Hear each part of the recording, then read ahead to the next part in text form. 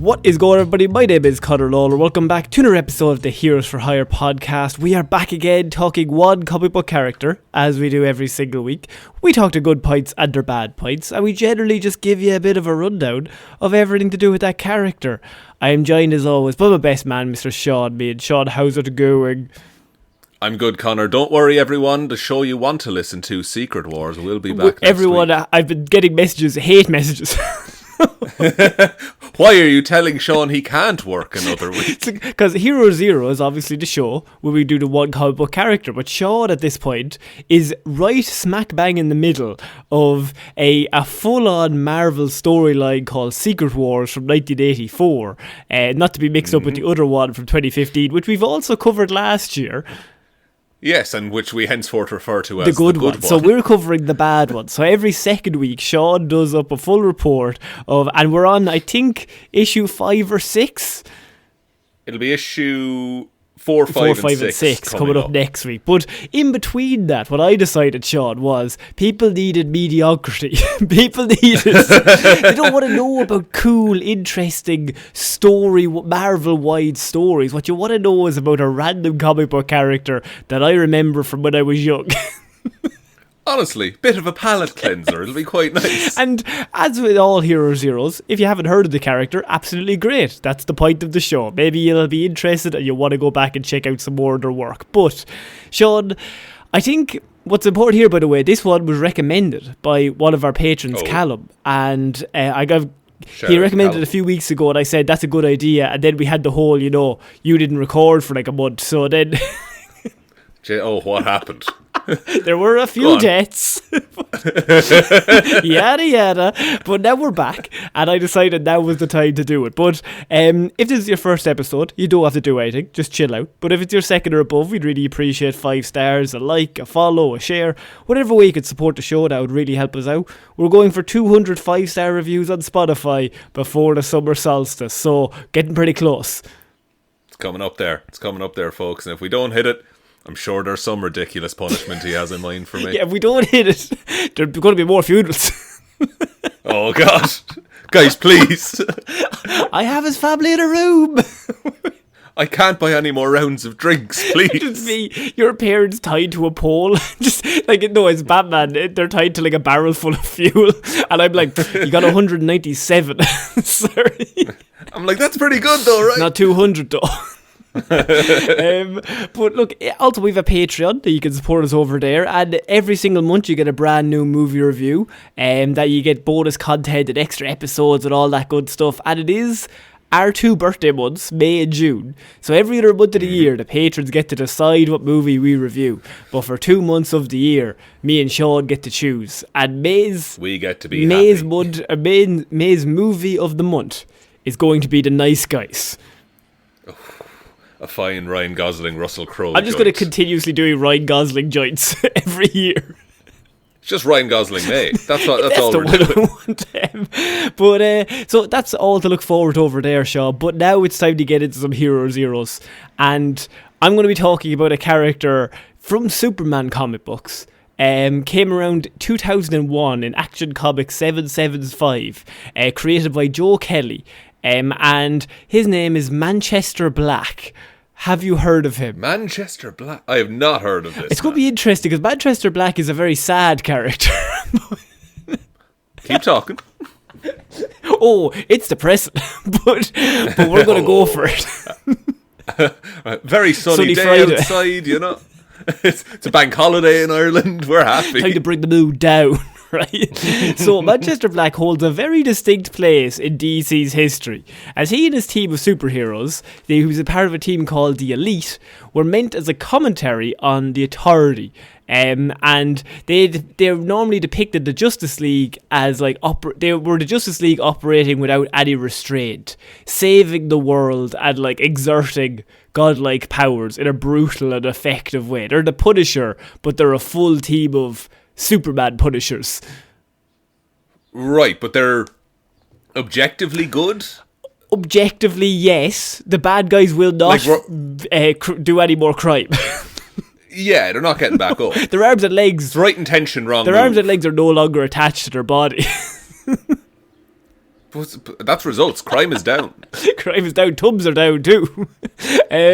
So they claimed that they had the abject moral authority over the entire world because they were actually solving the problem. It's a storyline we've heard a few times, Sean, at this point. The single issue was meant as an answer and firmly re-established that rather than a relic of modern times, Superman was actually still the bastion of what a superhero should aspire to be. So they introduced this team, and throughout the issue, Joe Kelly uses it as a way to be like, no, Superman's not like a relic. He's not past his... We still need Superman, which I think is a storyline that comes up every 5 to 10 years. Yeah. And it's like, it's not that we just need a guy who's real big and strong and tough and can fly. It's like, he's actually a nice, good There's person. a lot to be said about just having the god be a nice man. Imagine it. Hear me out though. What if Superman was evil? Hang on what a if minute. We did that? Nobody's ever heard of that. Write that down. Write that down. Cut that out. We're going to steal that. Very little is known about Manchester Black's early life. We know that he was born in London, England, weirdly. And then moved. And he moved very early on. And he had a sister called Vera Black. He loved heroes as a kid and truly believed that they would have protected him. But nobody came, Sean. And most likely himself and Vera as well were repeatedly abused, physically and sexually. So you can tell why I'm saying he's a bit of a... the vibe is coming down, is what I would say. He grew up, he lost all love for heroes, and he saw them for what they were, hypocrites and cowards who hid behind steel-strong moral principles, but didn't have the courage to do what was really needed, and needed to be done against all these criminals, specifically, I think, his parents at this point. Yeah. It's kind of like Punisher, Gore the God Butcher kind of thing. Yeah. A hero usually never kills, while killing villains is the only effective way to keep them down, thought Manchester Black. So as he grew up, he turned out to actually be a metahuman with remarkable psionic powers. So his telekinesis and his powers within terms of like either moving stuff or making people think things or do super powerful. Right. Like he becomes like nearly godlike in terms of those powers. Professor X, like can do whatever he Professor wants. X style. Yeah. And he had the same ideas. He wanted to gather a group of superpowered beings who also felt the same way that he did, that maybe we just put him down for good. And he assembled a team that I'm not going to cover. Called Cold Cast. He could control the electromagnetic spectrum, the Japanese magician The Hat, and the Puerto Rican Menagerie, bonded with a powerful symbiotic organism. Is this a Marvel report? Because you've just hit me with a lot there. It does feel like a Marvel report when you like name a random team like the Wrecking Crew and you just rattle them off and you're just like, you don't need to worry about them. They're not important at all. They're not important in this either. Okay. Together they were called the Elite, and they had just declared war to the universe's villains, so not the heroes. Okay. So the heroes can keep doing what they're doing, but the villains have been told, we are coming to kill you. We are coming for you. We're going to break your legs and then probably beat you and your family to death with your own legs. Sounds like a fair trade. Powerful, determined, and not abiding any law, Manchester Black and his team slew a number of criminals from Earth, but also from other planets and realities, and even enslaved a different colony nicknamed Bunny and transferred her into their headquarters. So they went to an alien planet, found a sentient bacterial colony, and then transformed her into their headquarters as some sort of slave headquarters. How do they reconcile that with, like... Because they're doing good. They're saving lives. I mean, not all lives. One bank robber. Yeah. One lad did a petty crime of like 50 quid and they've killed him. So, like, problem solved. That is one of my favourite things, is when the Punisher... I think Boomerang helps the Punisher escape from prison. And Punisher is just like, well, you did just commit a crime, so he throws Boomerang back into prison. I remember that. So they were more popular than ever. And people apparently agreed with their extreme methods, because they were like, finally, villains are off the street. Hey, someone kill the Joker, please. So, please, for the love of God. Then, after a mission in Libya, where the elite vanquished a terrorist group, killing them all and also causing a number of civilian collateral victims, Manchester Black was contacted by a little-known hero called Superman, the one he believed to be the incarnation of all the hypocritical values that he fucking despised in heroes. If you just killed people, Superman, everyone would be... What if Superman killed people? Have you seen The Boys? Great program for a couple of seasons. For a few seasons and then weirdly ran out of budget? Yeah, it's like they were just talking in rooms a lot of the time. They went backwards. They had more budget than season 1. I've never seen that before. I went back and watched the first episode of season 1. It looks fucking class. It's great. I don't... Genuinely, it's the only show I think that lost more budget as it went along. Yeah. As it became more successful. I think they had to start paying everyone more, and then... That's the problem. Yeah. Pay them less. That's what happens. That's why you don't need a union. Pay less, says Sean. Give the actors less rights, is what you're saying. I'm saying that about animators. Very good. The first meeting, aimed to be a diplomatic one, didn't go too well, but Superman was stubborn and he arranged for a second one, in space, on a moon called Lo, a place where no collateral victim could fall to a potential crossfire. So he's like, right, I'll meet your weird fucking team of heroes who are also killers out on this moon planet, and we'll have a discussion. And then if you try and jump me, at least no one gets hurt. Exactly. But Manchester Black made sure that there was a crossfire because this time he and the elite didn't go easy on Superman, and they moved a rapid series of attacks to cripple the Man of Steel almost immediately upon arriving. So they fully just dogpiled him as soon as he lands. They fully dogpiled. Manchester Black used his telekinesis to cause a stroke in Superman. Fucking hell. He went into his brain and burst a blood vessel in his brain, causing a stroke in the hero. Then Coldcast made him explode in a thermal blast, but Superman didn't die because he's Superman. He didn't die from exploding. He's Superman. Apologies. Quite the opposite. He proceeded to swiftly kill Coldcast, Menagerie, and the Hat until only Manchester Black remained. Terrified, he tried to defend himself, but he found out that he couldn't use his powers anymore. Superman had used his telescopic vision in combination with his heat vision and had burnt a microscopical spot in his brain that gave him powers. That's fucking class. Crying, Manchester Black pointed at the inconsistency of the hero, who had turned out to be a murderer just like him. But then Superman dropped the act. Coldcast, Menagerie, and the Hat were not dead. Because he's Superman. Of course. He's Boy Scout Superman. He'll only break one neck in his life. Yeah, and he still has it on his cards at this point. So he's got, I've got one, it's 2012. You get one, right? But they were apparently merely unconscious. And he hadn't even taken out Black's powers permanently, but he had also micro-concussed him, and his powers would eventually come back. So he had lasered his brain to micro-concuss him, so to make him think that he had lost his powers. It's all very comic booky, but it's so loose it kind of makes sense. But you, for a second as a reader, you get the idea, hey, did Superman just kill all those guys? Yeah, you have those few panels, and you're like, and then when Manchester Black is like crying, you're like, oh, he realizes what the fuck is here. Yeah. This is a stake. So Manchester Black, humiliated, swore vengeance, but the Man of Steel remarked that he would have never taken a life, and that he still believed his method to be the one that told heroes and villains apart. Following the events on the moon, the elite disbanded, and the still powerless Manchester Black was arrested.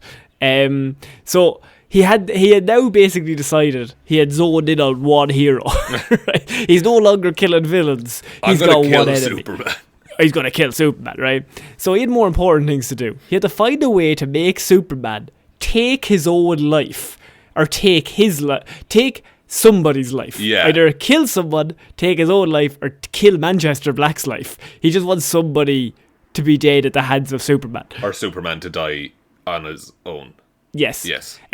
Even if it was his own, as I said, in order to expose him as the poser that he was. So, incarcerated, Black is released by a little-known villain called the Lex Luthor, the current president of the United States of America at this point in comic books. I mean, imagine a criminal being the president of the United States. Can't imagine it. Well, what a wild state of affairs that I don't understand it. But he's got no hair, so it's different. Completely different. It's completely different. What are you talking about? Well aware of Black's awesome powers, Luthor found a sinister new ally in his war against Superman. With Black's abilities, Luthor uncovered Superman's secret identity, because Manchester Black is like Professor X level. Oh yeah, he can just see who he is. He also, with the help of Black, received forewarning of of ImperieX's attack on Earth, which is a different thing. I'm not going to get into it. And when Superman and the Justice League learned of President Luthor's treachery, Black shielded Luthor from a powerful mind probe by the Martian Manhunter. So he's strong enough to protect Lex Luthor from the Martian Manhunter, who we've also discussed is basically God. Yeah, he's broken. He's broken as well. So having earned his freedom, Black enacted his own plan against Superman, perhaps the worst threat imaginable for the Man of Steel, and his home city of Metropolis, everybody loves and knows. Oh no, I'm sure that'll go well. Manchester Black waged a vicious war against Superman at this point. He believed that Superman was corny and unreal. The ideals championed and espoused by the Man of Steel stood in direct contrast to the grim, gritty environments of Manchester Black, who grew up in London but is technically from Manchester, kind of, I don't know. He supports them as a club, you know? He supports the club. So in a short time, Black managed to uncover Superman's entire inner circle, all of his friends, all of his family, using his telekinetic abilities. He also his powers also gave him the ability to insight into Superman's family, friends, and associates. Insights into his family, friends, and associates. Soon, everyone in contact with our hero found themselves in great danger.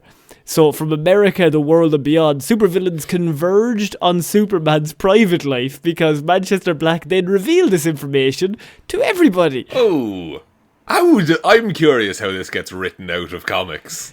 The Atomic Skull, the Puzzler, Mongol, Riot, the Hellgrammit, Bizarro, the Master Jailer, Neutron, the Prankster, Silver Banshee, Metallo, Evil Star, Quakemaster, Fire Fist, Ratcatcher, the Terror Man, the Bug-Eyed Bandit, and The Rock. Dwayne Johnson. He'd film for Fast and Furious 3. He came straight from set to kill Superman. What was it, 2001? Yeah, that's prime rock. He's coming off WrestleMania 17. He's flying high. And they were sent after Superman himself, as well as his inner circle. As if this collection of supervillains wasn't great enough, Manchester Black also unleashed an intergalactic horde of villains to face Superman, easily numbering in the hundreds. This battle between the rogues and Superman took the greatest hero on Earth to his absolute limits over several months because he kept being attacked. Jesus.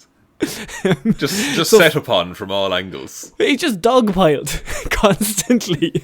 Finally tracking down Manchester Black to his and Lois's apartment, Superman confronted his arch foe at this point over the dead body of Lois Lane. What? Manchester Black, in a deadly game of chicken, prodded the impeccable Man of Might to slay him. Killing Manchester Black would have proven Superman to be no different than his sworn enemies. Despite the temptation, Superman realised that Lois Lane was alive and well, and that Manchester Black could not dissuade Superman from his core values. He had actually just fucked him into thinking that she was dead. Right, okay. Black, embittered by his defeat, left in seclusion, revealing to Superman that Lois was alive and well, and wound up in a motel room. Reflecting on his failed attempt to darken the Man of Steel, Manchester Black finally respected his rival for being the hero everyone respected and worshipped him for. After all of that, he still didn't kill him. Jesus. Okay. And Black respects him now. Distraught at the revelation that he had become a villain himself, Black made the supervillains and everybody that he has given it to forget that Superman is really Clark Kent because he has that power.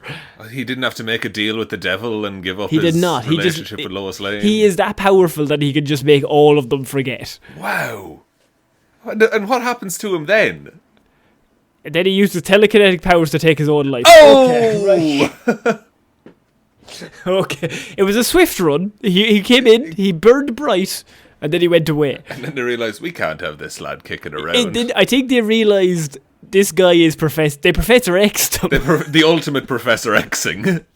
because as we always talk about in all X-Men comic books or movies, Professor X could solve the problem in 5 to 7 seconds, I assume. Yeah, he could do whatever he wants, basically. Yeah. But is either chooses not to for some moral reason, or is incapacitated. Or he's a bit sad. Or his powers aren't on at the time. Or yeah, he's like, oh, I'm not quite working. I can't convince him not to kill all those people. Here, Cyclops, kill him. Professor X, but you just hold a mirror in front of him the whole time. So after Black's death, his sister actually took over the Elite a little bit afterwards, but then re-established a team as the Justice League Elite. So that's pretty cool. But his spirit also came back and tried to turn her evil at one point, but I'm not going to get into that. I thought he was cool now. Powers and abilities, Sean. In terms of powers, telekinesis.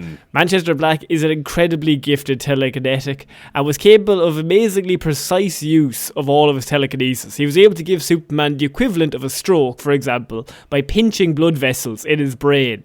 That's how small he can go. I love that kind of use of telekinesis, like all of that kind of stuff.